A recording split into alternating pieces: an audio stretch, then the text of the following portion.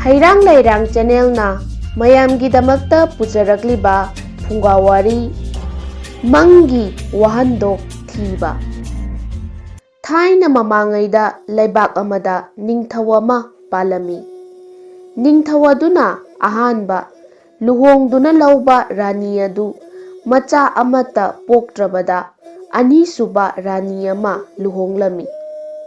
Rani atonbiduna machanupa ngakta ani pokle. Rani atonbina machanupa poklabada kalak chabok oina rani ahandusu machanupa ama pokle. Ahanbadadi ningthawgi mahut sinbinaba lairamdabadagi atonbina machanupa poklabanina laibak pumnamak haraunarami. Adubu hauzikti loiba nairoidaba wathok ama amuk lakadawbagum rani ahalgi machada wakhal henna laikhidra chingnabadagi upay ama tawduna ningthawbu yahalami. Rani ahal aduna machanupaga loinana atopa mafam amada konung saduna thamhankhre. Mama machana athapa lamda laikhrabanina rani atonbidu nungaijarami. Nongma ahing ama ningthawna mang ama manglami. Mangdugi arthra mahak khangba ngamlamde. Mangda sanagi kaisal, sanagi lil amasung sanagi yong urami. Mangduda sanagi sa ahumdu jagoi sarami. Mahakna rani atonbi amadi macha ani kauraduna mangi artha hanglami. Rani atombi amasung macha ani adunasu mangi artha khangba ngamdre.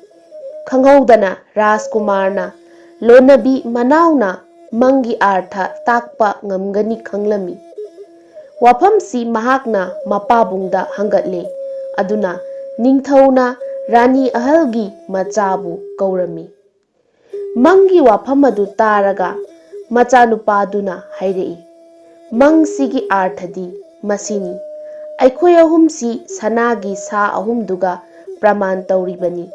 Aikhoi ahumgi damaktadi sanaga pangkhakni. Mangsina adomda cheksinba wahai oina tungda khatna chainadanaba hainingli. Aikhoi ahum singhasangi damak mahut sinba yaroi. Ahum sidagi amana mahut sinba oikhibada khatnabadi soidrabani. Mangsigi paujeldi masini. Aikhoi ahumgi maraktagi sanagi kaisal, sanagi lil, sanagi yong thiruraga prajagi mangda jagoi sahanba ngambaduna laibaki mapu oigani. Wahandoksida ningthawadu yamna pelami. Mahakna macha ahummakta masibu tawduna utpa ngamba machaduda yubraj phamdol haplagani haiduna lauthoklami. Masigidamakta makhoida chahi amagi matam pirami. Ningthawgi nakta laklaga rani atonbigi macha singga wa tanarami. Asumna warep amasu laurami. Karigumba mangi jiba singdu thiba chatpasu arembani aduga sanana sahalasi adusu karamna madu jagoi sahangani. Rani ahalgi machan halaktuna wafam pumba mamada tamle. Mamana hairei thauna hanganu. Mahakna sanagi sa singdu soidana phangani. Manakta laiba umangda chatlaga gosaiga unau mana lambi ama natraga amadi soidana takani. Adudagi Rajkumar Gosaiga unaba chatlami. Numit kayani chatlaba tungda Rajkumar umang amada thunglare.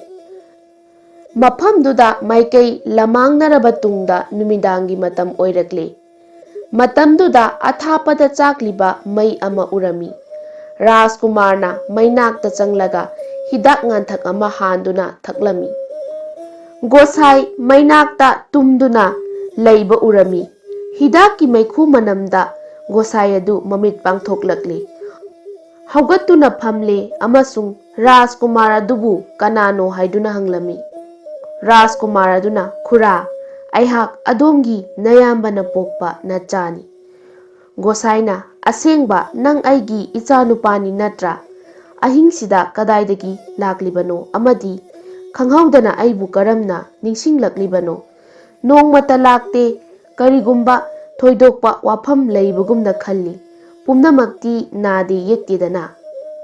ꯔꯥꯖꯀꯨꯃꯥꯔ ꯑꯗꯨꯅ ꯍꯣꯏ, ꯌꯥꯏꯐꯔꯤ꯫ ꯕꯕꯥꯒꯤ ꯃꯔꯝꯗꯤ ꯀꯔꯤꯁꯨ ꯊꯣꯏꯗꯣꯛꯇꯦ꯫ ꯏꯃꯥꯅ ꯍꯥꯏꯔꯛꯏ ꯁꯅꯥꯒꯤ ꯀꯩꯁꯥꯜ, ꯁꯅꯥꯒꯤ ꯂꯤꯟ ꯑꯃꯁꯨꯡ ꯁꯅꯥꯒꯤ ꯌꯣꯡ ꯊꯤꯕꯗ ꯑꯗꯣꯝꯅ ꯑꯩꯒꯤ ꯃꯇꯦꯡ ꯄꯥꯡꯕ ꯉꯝꯒꯅꯤ ꯍꯥꯏꯅ꯫ ꯂꯥꯏꯅꯤꯡꯕ ꯑꯗꯨꯅ ꯃꯉꯣꯟꯗ ꯃꯇꯦꯡ ꯄꯥꯡꯅꯕꯒꯤ ꯑꯌꯥꯕ ꯄꯤꯔꯝꯃꯤ ꯑꯃꯁꯨꯡ ꯏꯁꯤꯡ ꯊꯜꯂꯕ ꯄꯥꯇ꯭ꯔꯗꯨ ꯃꯩꯊꯛꯇ ꯊꯥꯡꯒꯠꯂꯤ, ꯃꯗꯨꯗ ꯁꯨꯞꯅꯒꯤ ꯆꯦꯡ ꯃꯔꯨ 3ꯈꯛ ꯊꯥꯗꯔꯝꯃꯤ꯫ ꯉꯥꯏꯍꯥꯛ ꯂꯩꯔꯒ ꯄꯥꯇ꯭ꯔꯗꯨ ꯊꯥꯡꯊꯔꯒꯗꯤ ꯆꯦꯡ ꯃꯔꯨ 3ꯗꯨꯅ ꯃꯈꯣꯏ ꯑꯅꯤꯅ ꯆꯥꯕ ꯑꯣꯛꯅꯕ ꯆꯥꯛ ꯌꯥꯎꯔꯛꯂꯝꯃꯤ꯫ ꯆꯥꯛ ꯆꯥꯔꯕ ꯃꯇꯨꯡꯗ ꯒꯣꯁꯥꯏꯅ ꯍꯥꯏꯔꯛꯏ, ꯏꯆꯥ ꯏꯕꯨꯡꯉꯣ, ꯑꯩ ꯅꯉꯣꯟꯗ ꯑꯁꯦꯡꯕꯗꯤ ꯇꯥꯛꯄ ꯉꯝꯗꯦ꯫ ꯅꯍꯥꯛꯅ ꯀꯔꯤ ꯇꯧꯒꯗꯕꯅꯣ ꯍꯥꯏꯕꯗꯨ꯫ ꯎꯃꯪꯗ ꯈꯔ ꯆꯠꯂꯒ ꯅꯪꯅ ꯑꯩꯒꯤ ꯏꯅꯥꯎꯅꯨꯄꯥꯒ ꯎꯅꯒꯅꯤ꯫ ꯃꯍꯥꯛꯅ ꯅꯉꯣꯟꯗ ꯁꯅꯥꯒꯤ ꯖꯤꯕꯁꯤꯡꯗꯨ ꯀꯗꯥꯏꯗ ꯂꯩꯕꯒꯦ ꯍꯥꯏꯕꯗꯨ ꯇꯥꯛꯄ ꯉꯝꯒꯅꯤ꯫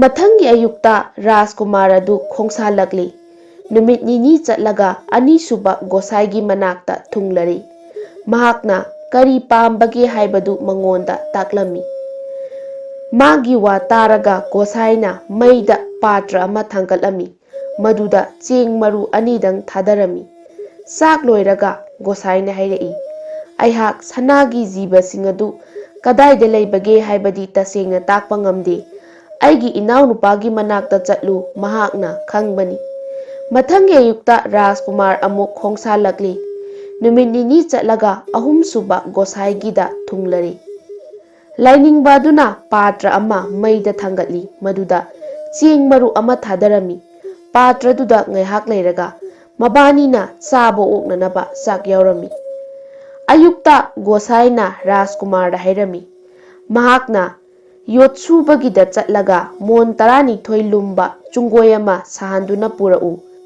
ꯃꯗꯨꯒꯤ ꯃꯄꯥꯟꯗꯨ ꯑꯁꯨꯛꯀꯤ ꯃꯇꯤꯛ ꯊꯧꯍꯟꯒꯗꯕꯅꯤ, ꯃꯗꯨꯗ ꯎꯅꯥ ꯐꯥꯎꯕ ꯇꯥꯔꯛꯄꯗ ꯀꯛꯀꯗꯕꯅꯤ꯫ ꯔꯥꯖꯀꯨꯃꯥꯔ ꯑꯗꯨ ꯌꯣꯠꯁꯨꯕꯒꯤꯗ ꯆꯠꯈ꯭ꯔꯦ ꯑꯃꯁꯨꯡ ꯆꯨꯡꯒꯣꯏ ꯁꯥꯍꯟꯗꯨꯅ ꯄꯨꯔꯛꯂꯤ꯫ ꯃꯗꯨꯗꯨ ꯆꯥꯡꯌꯦꯡꯅꯕꯒꯤꯗꯃꯛ ꯒꯣꯁꯥꯏꯅ ꯎꯈꯥꯗ ꯂꯣꯡꯅ ꯐꯨꯝꯂꯝꯃꯤ ꯑꯃꯁꯨꯡ ꯔꯥꯖꯀꯨꯃꯥꯔꯕꯨ ꯎ ꯃꯊꯛꯇ ꯀꯥꯗꯨꯅ ꯎꯅꯥ ꯅꯤꯛꯊꯔꯛꯅꯕ ꯍꯥꯏꯔꯝꯃꯤ꯫ ꯃꯍꯥꯛꯅ ꯎ ꯀꯥꯗꯨꯅ ꯎꯁꯥꯁꯤꯡ ꯅꯣꯝꯂꯝꯃꯤ, ꯃꯗꯨꯗ ꯎꯅꯥ ꯑꯃ ꯐꯥꯎꯕ ꯇꯥꯔꯛꯇ꯭ꯔꯦ꯫ ꯃꯗꯨ ꯎꯕꯗ ꯒꯣꯁꯥꯏꯅ ꯎ ꯄꯥꯝꯕꯤꯗꯨꯗ ꯀꯥꯈꯠꯂꯝꯃꯤ ꯑꯃꯁꯨꯡ ꯎꯗꯨ ꯇꯞꯅ ꯅꯣꯝꯂꯝꯃꯤ꯫ ꯎꯅꯥꯁꯤꯡ ꯅꯣꯡꯖꯨꯒꯤ ꯅꯣꯡꯂꯤꯛꯀꯨꯝ ꯇꯥꯔꯛꯂꯤ꯫ ꯆꯨꯡꯒꯣꯏꯒꯤ ꯃꯄꯥꯟꯗ ꯇꯥꯕ ꯎꯅꯥ ꯃꯈꯩ ꯁꯔꯨꯛ 2 ꯊꯣꯛꯅ ꯊꯣꯛꯅ ꯀꯛꯂꯝꯃꯤ꯫ ꯒꯣꯁꯥꯏ ꯑꯗꯨ ꯄꯦꯟꯈ꯭ꯔꯦ꯫ ꯃꯥꯅ ꯄꯥꯝꯕ ꯃꯑꯣꯡꯗꯨꯃꯛ ꯊꯣꯛꯂꯝꯃꯤ꯫ ꯒꯣꯁꯥꯏꯅ ꯃꯈꯥ ꯁꯝꯊꯔꯛꯏ꯫ ꯎꯃꯪꯗ ꯈꯔ ꯆꯠꯂꯒ ꯎꯒꯤ ꯌꯨꯝ ꯑꯃꯗ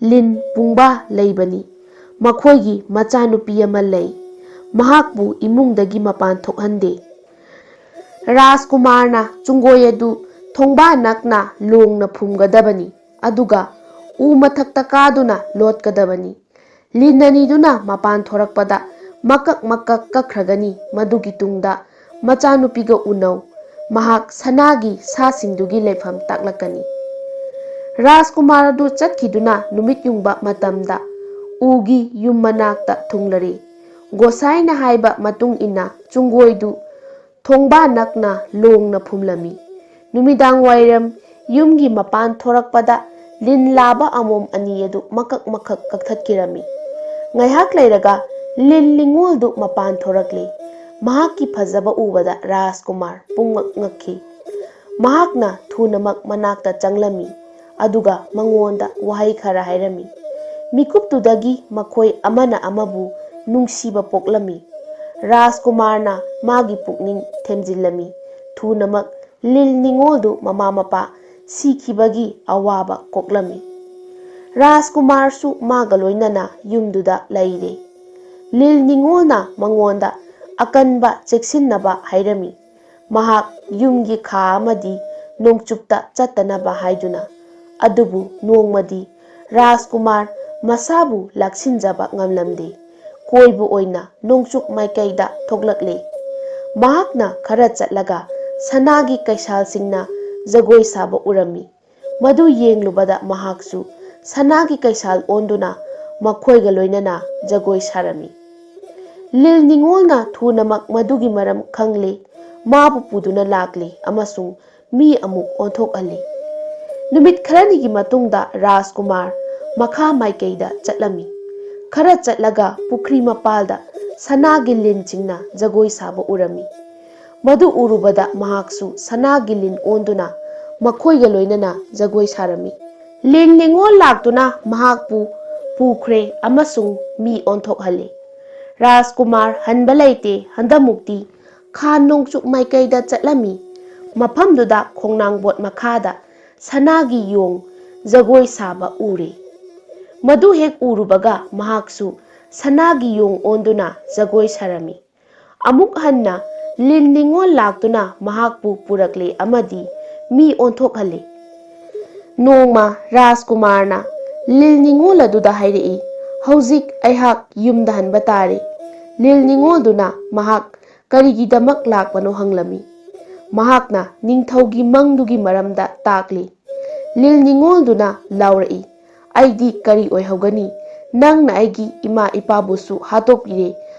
मफमसिदा इतोमता करमना लेहौगनी आइना नंगबु करिगी हातलुगदगे नंगबु पुदुना चटकनी मसी ताबदा लिल निंगोल अदु हराउरमी राजकुमार अदुना मखा ताना हंगलई सनागी जीबसिंगसी मतौ करमना लोइना पुबा ngamgadage हौजिक फावबदी मखोइबु उबा खक्तनी लिल निंगोल अदुना हाइरेई करिगुम्बा माबु थादोकलोय अमदी अतोपगा लुहोंगलोय वासकलबदी सनागी जीबसिंगसे साबा ngamgani राजकुमारना माबु करिगुम्बदा तोंगाना थमलोय हाइना वासकले मतुंगदा मखोइ कोनुंगदा खोंसालगले लंबीदा अहुम सुबा गोसाईगी लैफम यौरकले राजकुमार अदुना हाइरेई अइना हलकपदा गोसाईदा सनागी सासिंग असि येंगहनगनी हाइदुना हाइरमी करम तौगनी सनागी सासिंग अदुदी लैते लिल निंगोल अदुना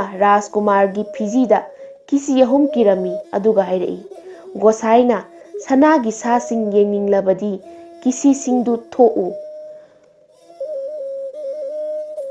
गोसाईगी मनाक यौसलकलबदा राजकुमारदा सनागी सासिंगदुगी मरमदा हंगले मतमदुदा राजकुमारदुना हाइरेई आई तसेंगबदी लोइनरई हाइबा ngamde तोइगुम्बसुंग फिजीदा करिनो खरदी पुल्ली महाकना फिजीदु थोकपा मतमदा लैतुम लैबाकी पात्र मचेत अमसुंग मैताल यौरमी राजकुमारना मधु थापना लंगथोखरे लिल निंगोलगी मनाकता चटलगा करिसु नतबा पोट ngakta पुनसिले हाइदुना साउरमी लिल निंगोल अदुना मखा तारई नहाकी पुकनिंगना करिगुम्बा थाजबा लैरबदी सनागी जीबसिंग अदु लैतुम लैबाकी पात्र मचेत अमसुंग मैतालदा ओंथोरकलोय मसी नहाकी पुकनिंगना सिंगसिंदबदगिनी हाइना हाइरमी मखोइना मफमदुदगी चटलगा अनीसुबा गोसाईगीदा थुंगलरे महाकना सनागी सासिंग अदु येंगनिंगबगी अपांबा फोंदोरकले